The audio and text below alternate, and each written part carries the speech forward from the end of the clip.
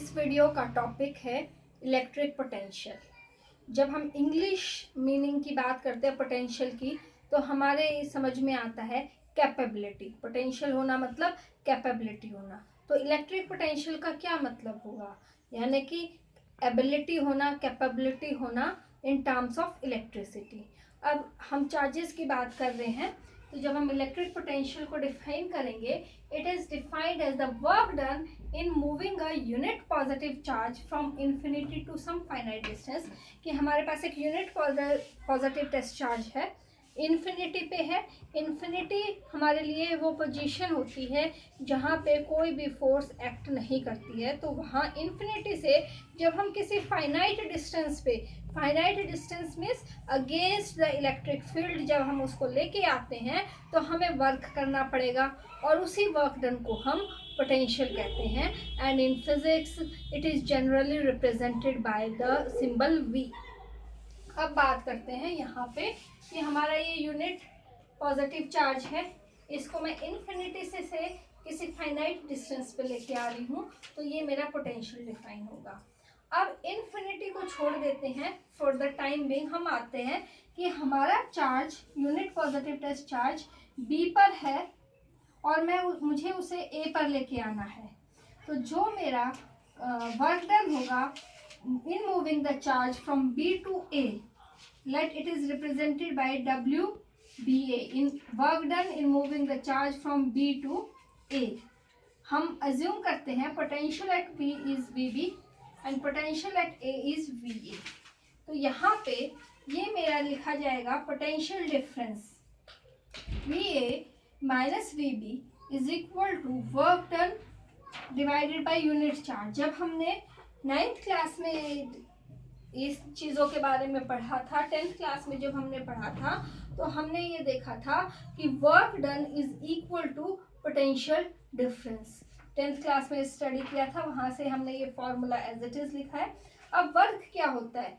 Force into displacement. हम अपने diagram पे आते हैं। सपोज हमारा यहाँ पे यूनिट पॉजिटिव चार्ज है और मुझे जो है अपना टेस्ट चार्ज मूव करवाना है फ्रॉम B टू A। जब ये मूव करेगा, ये फील्ड में मूव करेगा, it will experience some force. कितनी फोर्स होगा? Q0 into E। ये इलेक्ट्रिक फील्ड इंटेंसिटी की डेफिनेशन से ये फोर्स आती है हमारे पास। तो फोर्स इंटू द डिस्प्लेसमेंट हमें वर्क देगा। अब फोर्स की वैल्यू हमने रखी Q0 into E dot DL, it is the dot product. अब जो है this is the small work done in moving a charge from B to A, small displacement DL length के ऊपर। कंप्लीट के लिए क्या करेंगे? हम इंटीग्रेशन करेंगे from A to B minus Q0 into E dot DL। ये माइनस सिंबल किस लिए आया है?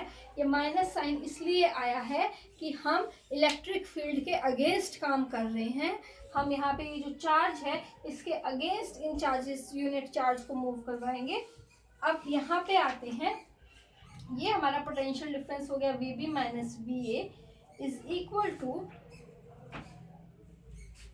Q0 E dot DL। यहाँ से इस Q0 को इस तरफ लेके जाते हैं, W बाई Q0 हमारा E डॉट DL के इक्वल रह जाता है, and this is the potential difference. तो हमारे पास दो पॉइंट्स हैं A और B, वहाँ पे हमें चार्ज को मूव करवाना है, और जब मुझे मूव करवाना है तो मुझे वर्क डन करना पड़ेगा, और जब मुझे वर्क डन करना पड़ेगा तो मुझे अगेंस्ट द इलेक्ट्रिक फील्ड बात करनी पड़ेगी। अब मान लेते हैं जब हम स्टार्टिंग में चले थे कि हम चार्ज को इन्फिनिटी से लेके आते हैं। अगर मेरा A इन्फिनिटी हो जाए तो potential at A is 0। Remember it, infinity पे हम पोटेंशियल 0 लेते हैं। कई बार एग्जामिनेशन पे हमें बड़ी लंबी चौड़ी एक स्टेटमेंट दे दी जाती है और पूछ लिया जाता है, और बड़ा लॉजिकल आंसर होता है कि इन्फिनिटी पे पोटेंशियल 0 होता है। अब अगर ये A इन्फिनिटी चला जाएगा तो पोटेंशियल 0 होने से मेरा फॉर्मूला, ये फॉर्मूला रिड्यूस हो जाता है कि potential at B is equal to minus W by Q0, and which is equal to the integral of E dot DL infinity to B. तो ये हमारा बी पे पोटेंशियल डिफाइन हो गया। अब बात करते हैं first, potential is a scalar quantity. Potential is equal to work done, and we know that work is a scalar quantity. That's why potential is a scalar quantity, and the SI unit for potential is volt.